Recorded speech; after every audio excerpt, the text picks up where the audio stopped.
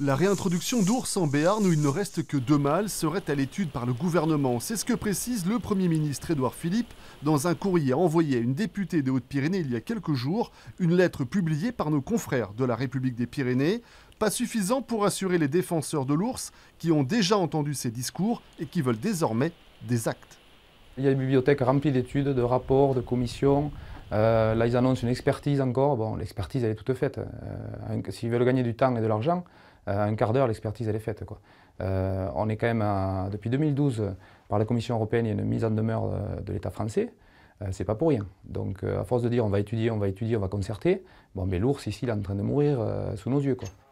Olivier Morin, éleveur à Azasparos, fait partie des opposants à l'ours en Béarn. Sans s'inquiéter outre mesure, il prend au sérieux les propos du Premier ministre. Le gouvernement ira-t-il au bout de cette démarche? C'est toute la question.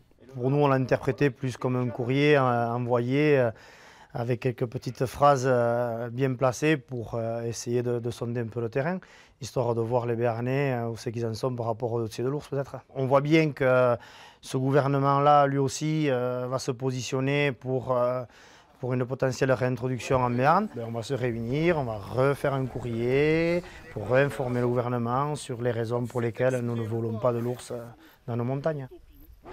Interrogé à plusieurs reprises cette année, Nicolas Hulot n'a jamais pris position fermement sur ce dossier. C'est lui qui a les cartes en main désormais.